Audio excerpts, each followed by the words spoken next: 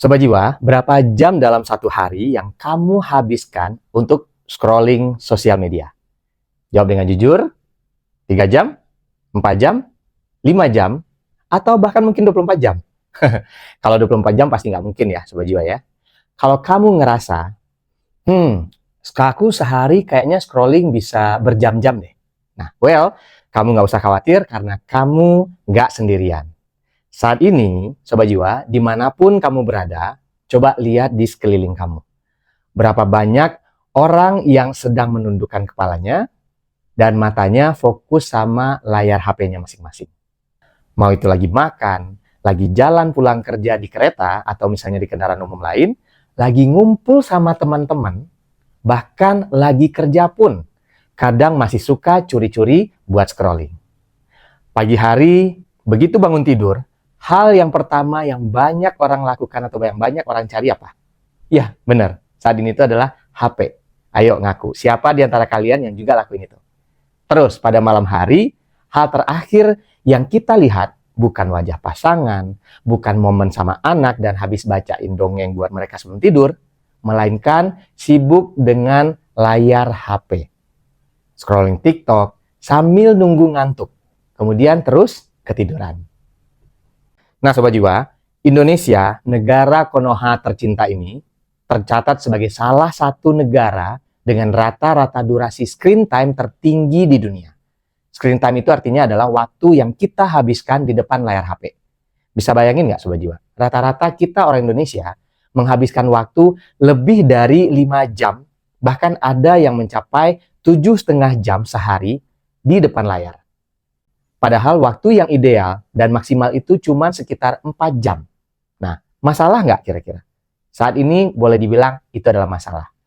Ini bukan lagi cuma soal masalah nggak produktif ya Sobat Jiwa, tapi udah seburuk itu. Sampai jadi krisis.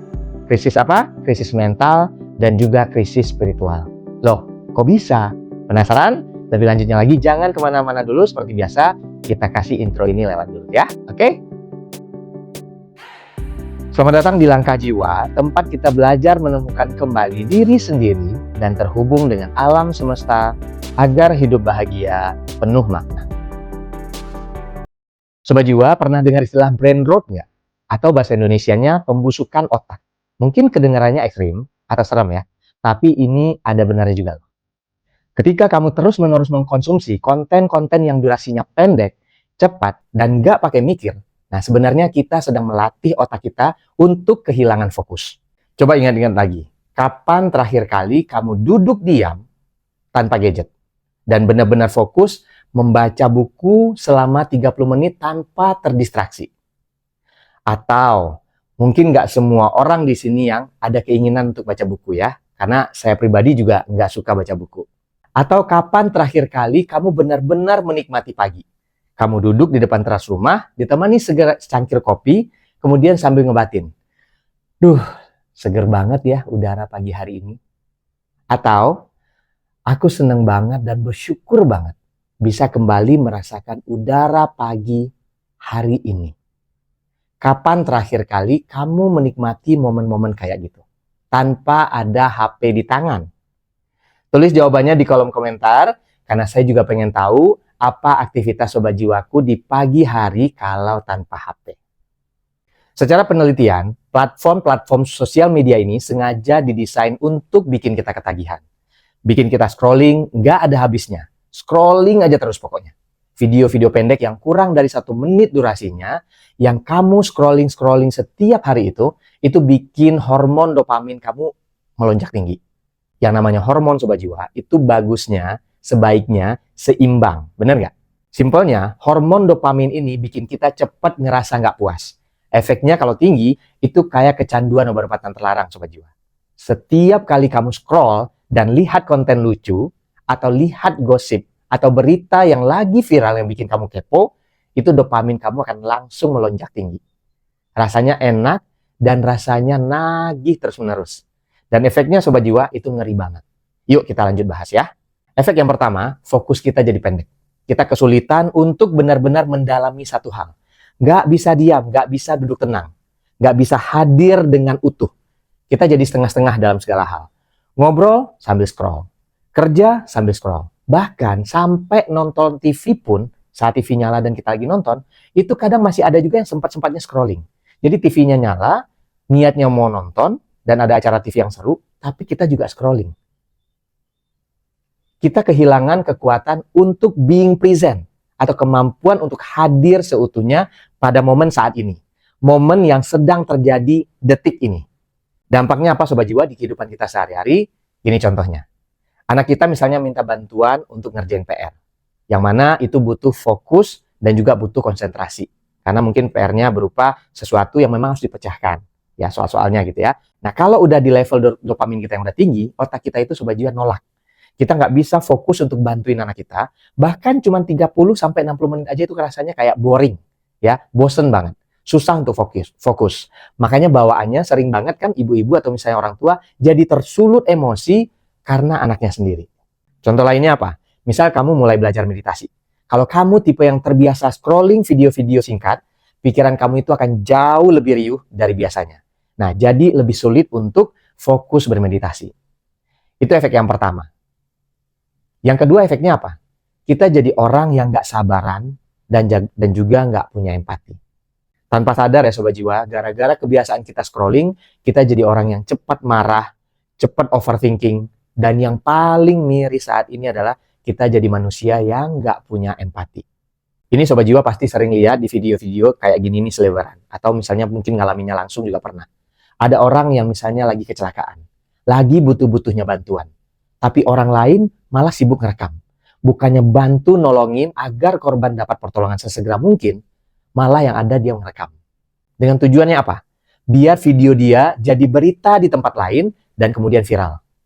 Di saat itu, Sobat Jiwa, kalau kita punya hati, kita harusnya spontan buru-buru nolongin.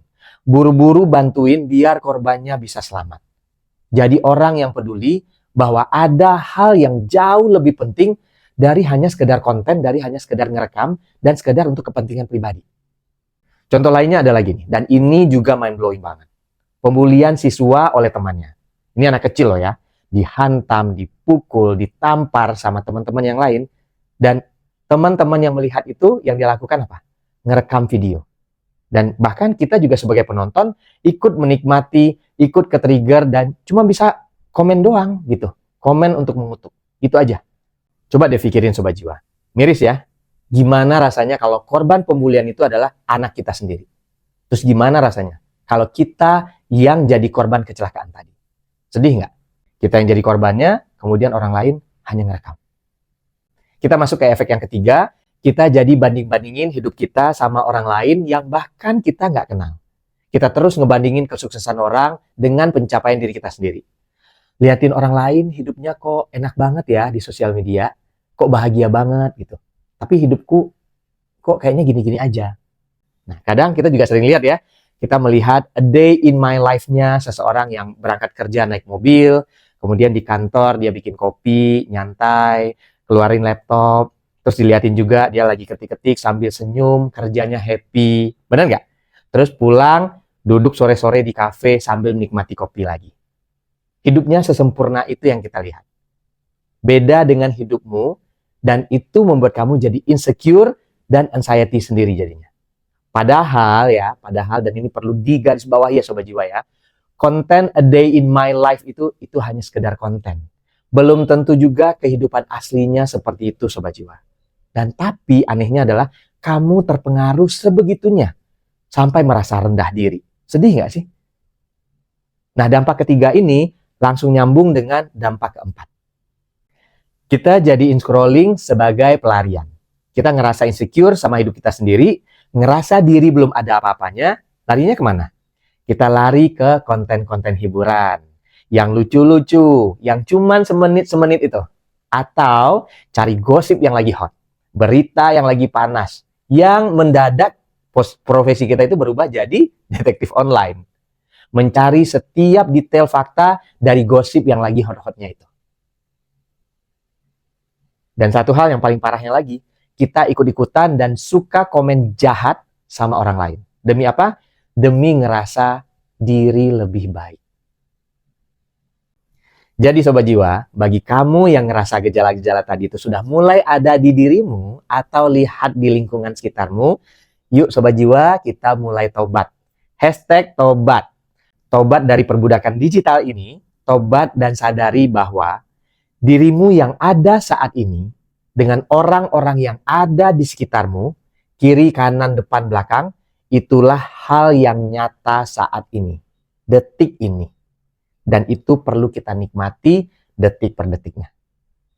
So, sekarang gimana dong caranya kita bisa keluar dari sistem kebiasaan itu?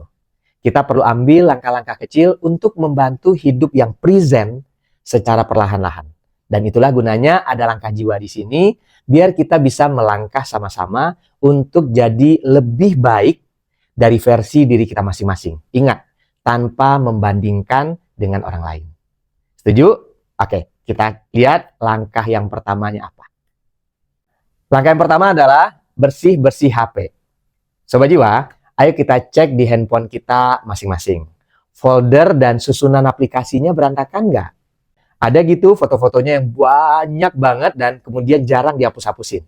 Ada ribuan selfie, screenshot transferan yang mungkin sudah tahun lalu atau 2 tahunnya lalu yang sudah nggak perlu, semuanya numpuk di file itu. Terus ada lagi yang paling sering, notifikasi HP-nya banyak banget. Kayak chat-chat yang belum dibaca, email yang belum dibaca, tapi dibiarin gitu aja. Titik merahnya itu udah ratusan bahkan ribuan. Ya, saya sendiri juga masih ada di situ. Banyak banget yang perlu dirapiin email-emailnya yang nggak kebaca. Ayo, coba cek sama-sama, ada juga nggak yang kayak gitu? Kalau misalnya nggak ada, ya berarti bersyukur. Bagus berarti orangnya. Tapi kalau misalnya masih ada, it's okay juga, nggak apa-apa. Tapi yuk, sama-sama mulai sekarang kita rapihin bareng-bareng. Oke, setuju Sobat Jiwa? Anggap HP kita itu Sobat Jiwa kayak rumah kita sendiri. Apalagi yang HP-nya dipakai buat kerja atau buat bisnis. Anggap HP itu kayak kita punya toko. Kalau toko kita itu kotor, nggak rapi, gimana coba rezeki mau datang dengan banyak? Bayangin home screen itu kayak meja kerja kamu. Aplikasi yang paling cepat datangin duit dan kasih kamu inspirasi dan bisa buat kamu upgrade diri, tolong ditaruh di paling depan. Dan aplikasi yang isinya video-video pendek yang bikin kamu scrolling berjam-jam, coba mulai agak disembunyikan letaknya ya, biar kamu nggak gampang banget untuk mengakses itu. Dan kalau punya HP itu harus disayang. HP itu adalah alat yang kamu pakai setiap hari yang udah pasti berpengaruh besar sama kehidupan kamu saat ini. Coba kamu pakein casing yang bagus. Nggak peduli ya harga HP-nya berapa, mau yang murah atau yang mahal sekalipun, coba dikasih baju yang bagus dan rapi. HP kamu itu adalah teman kamu untuk cari rezeki. Setuju nggak? Nah, jadi tolong juga disayang-sayang. Ingat ya, HP fisiknya. Bukan karena scroll-scrollnya setiap hari, bukan. Tapi HP fisiknya. Karena itu adalah bentuk dari kita menghargai apa yang sudah kita punya saat ini. Langkah kedua, coba cek sosial media kamu. Nah, ini yang paling saya suka. Saya nggak nyaranin untuk uninstall ya Sobat Jiwa, tapi perlahan mulai diperhatikan. Kita fokus mengurangi dan mengatur, bukan untuk menghilangkan. Caranya gimana? Coba cek siapa aja orang-orang yang kamu follow, kemudian dari situ kamu mulai benahi. Yang nggak bikin kamu bahagia dan terinspirasi jadi lebih baik, mulai unfollow. Begitu juga kalau misalnya bikin kamu betah scrolling berjam-jam, tapi nggak bikin kamu berkembang, itu sebisa mungkin unfollow. Oke? Cek following kamu sekarang. Follow juga akun-akun yang bikin kamu semakin bahagia dan merasa hidup setiap harinya. Hindari untuk follow orang yang bikin kamu menjadi merasa kecil, merasa tidak berharga, dan jadi ciut karena melihat kehidupan seseorang itu yang terlalu sempurna. Tapi di feed aku suka muncul video-video yang singkat gitu, gimana dong? Nah, kalau itu, kamu bisa lakukan caranya adalah kamu mulai follow dan like video-video yang bermanfaat buat kamu. Nanti algoritmanya bakal ngikutin. Kamu bakal dikasih video-video yang serupa. Semuanya itu adalah proses, bertahap. Oke? Yang penting kamu sabar. Nah, kalau kamu lihat video-video singkat dan kurang berfaedah buat hidupmu, itu langsung di-skip aja. Mulai rubah dari yang biasanya nonton video 1 menit, coba geser ke video-video yang durasinya lebih panjang. Untuk apa? Untuk mengembalikan fokusmu. Yang pertama mungkin dibetah-betahin, dibiasain dulu, ya nggak? Namanya juga riset dari awal, jadi pertama pasti nggak akan nyaman langsung. Tapi lama-lama kamu akan menikmatinya Sobat Jiwa. Karena itu yang juga saya lakukan. Mulai dari video yang cuma 5 sampai 10 menit dulu. Mulai dari nonton podcast-podcast yang edukatif dulu. Atau kayak sekarang, kamu bisa nonton Langkah Jiwa. Videonya juga nggak panjang-panjang amat kan? Tapi kalau itu bisa kasih kamu sesuatu yang untuk kamu bisa bertumbuh, why not? Kenapa enggak? Benar nggak? Ini namanya promosi dikit, boleh ya? Tujuannya enggak Sobat Jiwa. Tujuannya adalah untuk kemajuan kita bersama dan juga untuk kita tumbuh bersama-sama. Setuju ya Sobat Jiwa ya? So Sobat Jiwa, ingat, HP itu adalah alat yang kita gunakan. Jangan sampai kamu yang diatur dan diperalat oleh HP-mu. Harusnya HP itu bisa kita gunakan untuk hal-hal yang berguna, yang membantu kita bertumbuh. Mau itu bertumbuh secara finansial ataupun juga bertumbuh secara spiritual. Kita bisa jadikan handphone kita sebagai ladang rezeki dengan berjualan atau berbisnis. Nah, jadikan juga dia alat untuk mengupgrade diri dengan nonton video-video yang berkualitas tadi. Intinya Sobat Jiwa, jadi alat yang bisa membantu kita untuk mencapai tujuan kita yang kita inginkan dalam hidup kita ini. Nah, kita bergeser dikit ke area yang lain ya. Coba Sobat Jiwa, berapa jam senyum tulus anak-anakmu yang tidak kamu saksikan karena matamu tertuju pada layar handphone? Mereka bercerita dengan semangat, tapi kamu hanya menjawab dengan bergumam. Mungkin. Itu juga pernah saya lakukan.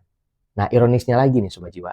Karena kita sendiri yang sudah kecanduan, kita juga jadikan handphone itu sebagai alat untuk pengasuh instan atau senjata pamungkas untuk mendistraksi anak kita saat mereka rewel.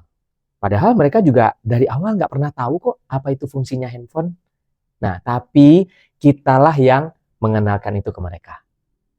Kita pikir kita memberi mereka ketenangan. Padahal kita sedang melatih generasi kita berikutnya itu untuk jadi pribadi yang sama-sama sulit fokus dan terpisah dari realitas. Mereka meniru kita. Dan penyesalan itu akan datang saat mereka dewasa nanti. Atau coba ingat satu hal lagi. Kapan terakhir kali kamu benar-benar hadir seutuhnya di hadapan orang tuamu? Mungkin kamu sedang pulang kampung, tapi bukannya mendengarkan cerita lama mereka atau meresapi tatapan mata mereka yang semakin menua itu, kamu malah sibuk balas chat dari grup kerja atau scroll berita-berita yang gak penting. Kita hadir secara fisik, tapi jiwa kita entah ada di mana. Padahal kita tahu, waktu kita bersama orang tua itu semakin terbatas. Setiap detik yang terbuang karena handphone adalah detik yang tidak akan pernah bisa kita putar kembali. Dan yang menyedihkan juga nih ya, berapa banyak Sobat Jiwa, momen berdua dengan pasanganmu bisa berubah menjadi momen sendiri-sendiri sambil memegang handphonenya masing-masing. Quality time semakin berkurang, diskusi penting kepotong karena adanya notifikasi, bahkan kita yang tidur bersebelahan dengan pasangan, tapi jiwa kita terpisah oleh jarak digital. Bukannya tujuanmu menikah itu untuk berbagi hidup, tapi yang ada adalah berbagi wifi. So Sobat Jiwa, mari kita akhiri pembahasan ini dengan merenung sejenak dari hati ke hati. Selama ini kita sibuk mengejar kebahagiaan sesaat, mencari kebahagiaan secepat kilat di balik konten-konten singkat. Kita menganggap scrolling itu adalah hiburan. Padahal itu hanyalah peredam rasa cemas dan pelarian dari tanggung jawab spiritual kita untuk hadir seutuhnya dalam hidup. Jiwa kita itu haus akan ketenangan, tapi kita malah memberinya kebisingan digital. Sudah saatnya kita bertanya, apa harga dari semua keterikatan digital ini? Harganya adalah momen-momen tak ternilai yang terlewatkan. Ingatlah saat kamu seharusnya mendengarkan cerita anakmu di meja makan, tapi yang terjadi, perhatianmu tercuri oleh konten yang gak lebih penting dari buah hatimu itu. Ingatlah saat kamu seharusnya mendengarkan diri dengan doa dan meditasi, tapi pikiranmu sudah didahului oleh gosip viral yang terjadi hari itu. Kita kehilangan kehangatan interaksi dari mata ke mata, dan kita kehilangan kualitas hidup yang sebenarnya kita impikan. Melalui video ini Sobat Jiwa, yuk kita sama-sama mulai sadar dalam penggunaan gadget kita sehari-hari. Ini adalah panggilan spiritual untuk kita semua kembali pulang ke diri kita yang sejati. Percaya Sobat Jiwa, Kamu nggak butuh ribuan scrolling untuk merasa cukup. Kamu juga nggak butuh notifikasi untuk merasa penting. Ketika kita berhasil menumbuhkan kesadaran ini, kamu akan menemukan hadiah yang jauh lebih besar, yaitu ketenangan batin. Kamu akan menyadari bahwa kedamaian sejati ada di dalam keheningan, bukan di dalam kebisingan internet. Kamu akan mulai menikmati secangkir kopi di pagi hari tanpa perlu memfotonya. Dan juga kamu akan bisa tidur terlelap di malam hari tanpa adanya kecemasan. Kualitas hidupmu akan meningkat drastis, bukan karena kamu punya gadget baru, tapi karena kamu sudah menguasai gadgetmu. Terima kasih untuk Sobat Jiwa yang sudah mampir ke video ini. Buat kamu yang terinspirasi, boleh klik like dan juga tinggalkan komen di bawah ya. Dan juga Sobat Jiwa jangan lupa subscribe dan klik tombol loncengnya supaya kamu nggak ketinggalan video-video terbaru dari Langkah Jiwa. Dan ini yang masih selalu aku ingatkan ya, untuk Sobat Jiwa yang punya cerita perjalanan hidup yang menginspirasi, maka kamu bisa bagikan ceritamu itu ke email yang ada di kolom deskripsi. Karena kenapa? Karena perjalanan jiwa setiap orang itu unik Sobat Jiwa. Siapa tahu ceritamu itu bisa menginspirasi dan juga menyentuh hati banyak orang untuk bertumbuh dan bertransformasi mencapai tujuan hidup mereka yang sejati. Mari kita aminkan langkah kita hari ini menjadi awal yang baik untuk kita bersama-sama mencapai tujuan jiwa kita di dunia langkah demi langkah. Sampai jumpa di Langkah Jiwa.